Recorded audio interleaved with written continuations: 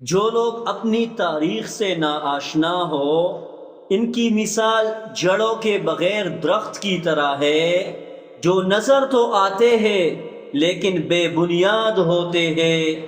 وہ زندگی کی جس فیلڈ میں بھی جاتے ہیں اس طرح ویژنری نہیں ہوتے جس طرح کے ہونے چاہیے۔ یہ سطحی لوگ ہوتے ہیں چونکہ ان کے سامنے ان کے آئیڈیل نہیں ہوتے، ان کے کوئی ہیرو نہیں ہوتے جنہیں دیکھ کر یہ بھی اس طرح بننے کی کوشش کرے، انہی کی طرح فائٹ کرے، انہی کی طرح نوبلز بنے، انہی کی طرح بہادر بنے، انہی کی طرح انقلابی ہو، انہی کی طرح اپنی قوم کے ویل وشر ہو۔ چونکہ ان کے آئیڈیل نہیں ہوتے اسی لیے یہ ویژن لیس ہوتے ہیں اور سطحی طور پر بظاہر تو نظر آتے ہیں لیکن اندر سے کھوکھلے ہوتے ہیں۔ اور یہی وہ لوگ ہوتے ہیں جو ہر چلتی بس میں سوار ہو جاتے ہیں اور جنہیں جہاں کہیں بھی لے جایا جائے لے جایا جا سکتا ہے، جہاں کہیں بھی ان کو ہانکا جائے ہانکا جا سکتا ہے۔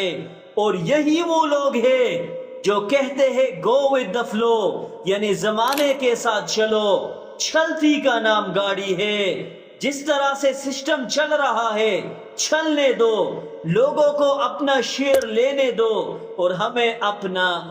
بظاہر تو یہ بڑے کوآپریٹو اور سمجھدار لوگ نظر آتے ہیں لیکن یہی وہ لوگ ہیں جو ہماری بربادی کا سبب بن رہے ہیں، اور نہ صرف یہ بلکہ آنے والی نسلوں کو اجاڑ کر رکھ رہے ہیں۔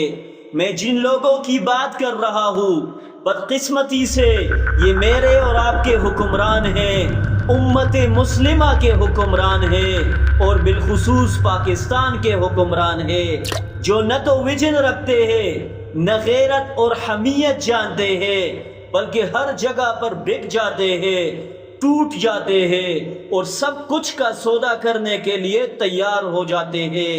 آج میں کسی اور کی بات نہیں کر رہا بلکہ پاکستان کی حکمران جماعت پاکستان مسلم لیگ نون کی بات کر رہا ہوں کہ اس میں ایسے ایسے عقل کے اندھے لوگ ہیں جو پاکستان کی نظریات کی دھجیاں اڑا رہے ہیں، لیکن میں نے اور آپ نے ان کو سروں پر بٹھا کر حکمرانی کا درجہ دے رکھا ہے جو بدقسمتی سے ہر جگہ ہمارے لیے شرم کا باعث بن رہے ہیں۔ یہ دیکھیے شاہد صاحب، خواجہ آصف اور آپ اکٹھے کام بھی کرتے رہے ہیں۔ جی میں انہوں نے کہا ہے کہ محمود غزنوی ایک لٹیرا تھا اور افغان گورنمنٹ نے ان کا یہ جو سٹیٹمنٹ ہے اس کی شدید مذمت کی اور اس کو مسترد کر دیا۔ آپ کا کیا خیال ہے؟ ریئلی وہ بیان دیا ہے انہوں نے؟ جی ہاں، شاکنگ۔ جی یہ جو محمود غزنوی ایک ہیرو ہے مسلمانوں کے لیے، ایک سمبل ہے ڈیفائن۔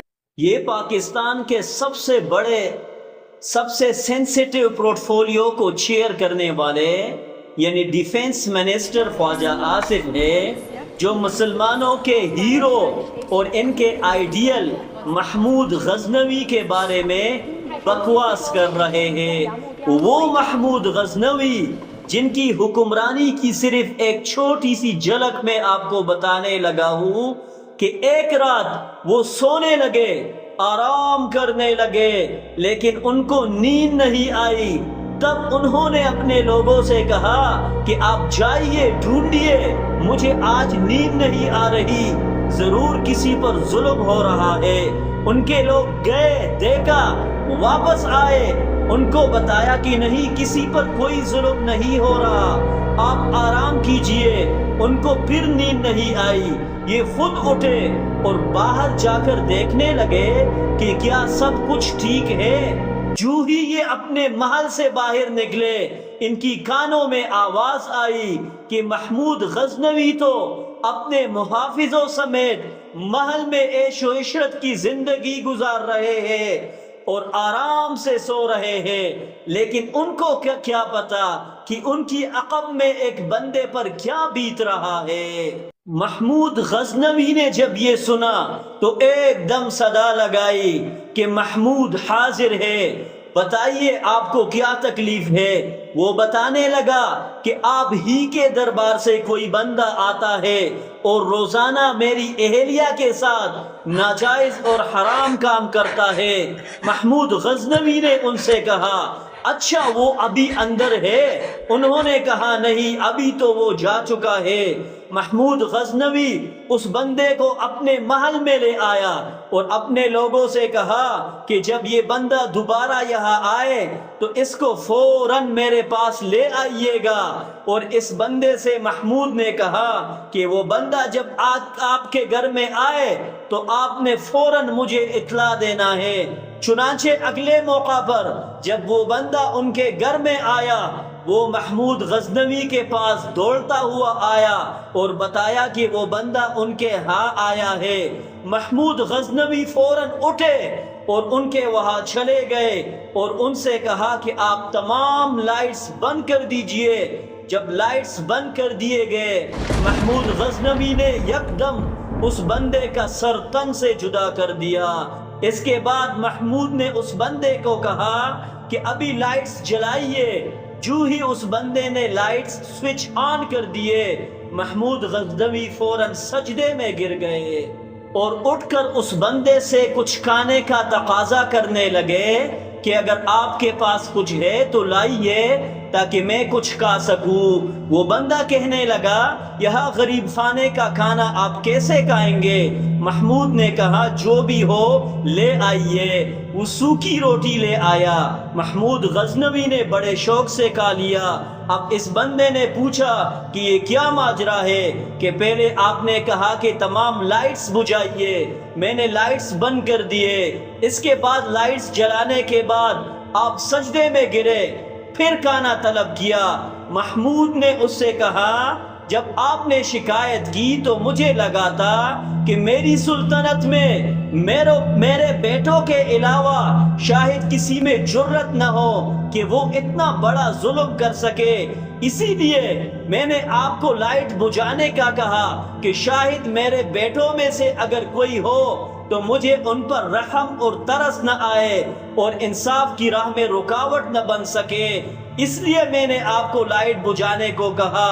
اور سجدہ میں نے اس لیے کیا کیونکہ جب میں نے دیکھا کہ قتل کرنے کے بعد یہ میرا بیٹا نہیں کوئی اور ہے تو میں نے شکر کا سجدہ کیا، اور کھانا میں نے اس لیے طلب کیا کہ جس دن آپ نے مجھے شکایت لگائی تھی میں نے قسم کھائی تھی کہ جب تک اس بندے کو انصاف نہ ملے تب تک محمود ایک نوالا بھی اپنے پیٹ میں نہیں اتارے گا، اسی لیے مجھے بھوک لگی تھی اور میں نے کھانا طلب کر لیا۔ یہ ہے وہ حکمران جسے ہم اپنا آئیڈیل اور رول ماڈل مانتے ہیں، جن کے سامنے کفار کانپتے تھے، ان کے دبدبے سے، ان کے انصاف سے، لیکن بدقسمتی سے نون لیگی وزیر، نون لیگی رہنما جو ویژن لیس ہے، جو عقل کے اندھے ہے، ہمارے ان ہیروز کے بارے میں طرح طرح کی غلط فہمیاں پیدا کرتے ہیں، جیسے اس ڈیفنس منسٹر نے کہا جس کی ہم بھرپور مذمت کرتے ہیں، اور ان کے حلقے کے لوگوں سے التماس کرتے ہیں کہ ان کو آئندہ کے لیے ذہن میں رکھ کر ووٹ دینا۔ یہ نہ صرف آپ کو بلکہ آپ کی نسلوں کو تباہ کرنے والے لوگ ہیں۔ یہ ویژن لیس پیپل ہے جو پاکستان کی بدنامی کا سبب بن رہے ہیں، اور انہی لوگوں کی وجہ سے پاکستان آج اپنا ڈائریکشن اور امیج کو بیٹا ہے۔ We should not criticize anything. For example, if I say that Afia Siddiqui is here for decades and going to be God knows till when, so I think I will be unfair. If your due process of law has resulted in that action, the same applies to everybody.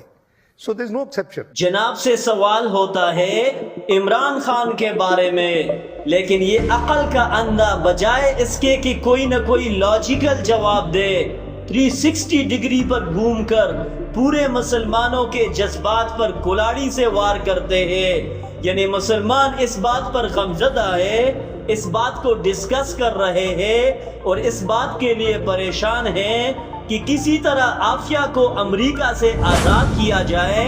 اس جناب سے سوال ہوتا ہے عمران خان کے بارے میں اور یہ جواب دیتا ہے عافیہ صدیقی کے حوالے سے، اور تاریخ کی سب سے بڑی ناانصافی کو جسٹیفائی کرنے کی کوشش کرتا ہے.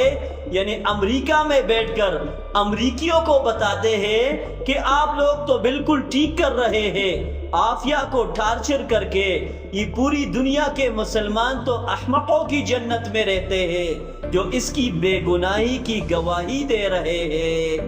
یہ ہیں نون لیگ کے نمونے جو میرے اور آپ کے سروں پر بیٹھے ہیں اور پاکستان کی حکمرانی کر رہے ہیں. لہٰذا میں پوری دنیا کی مسلمانوں سے اور خاص طور پر پاکستانی مسلمانوں سے التماس کرتا ہوں کہ خدا را ایسے لوگوں کو اپنا لیڈر بنائے، ایسے لوگوں کو اپنا ووٹ دے، ایسے لوگوں کو فالو کرے اور اپنے سروں پر بٹھایا کرے جو آپ کی تاریخ کو تو کم از کم جانتے ہو، جو اس بات کو ایک تو ایکنالج کر سکیں کہ ہم کس وجہ سے دنیا میں ہیں اور وہ کون لوگ ہیں جو ہماری سروائیول کا سبب بنے، جن کی وسیلے سے ہم آج مسلمان ہیں، جو صرف یورپ اور امریکہ کو ہی دنیا کی بقا کا ذریعہ نہ سمجھے.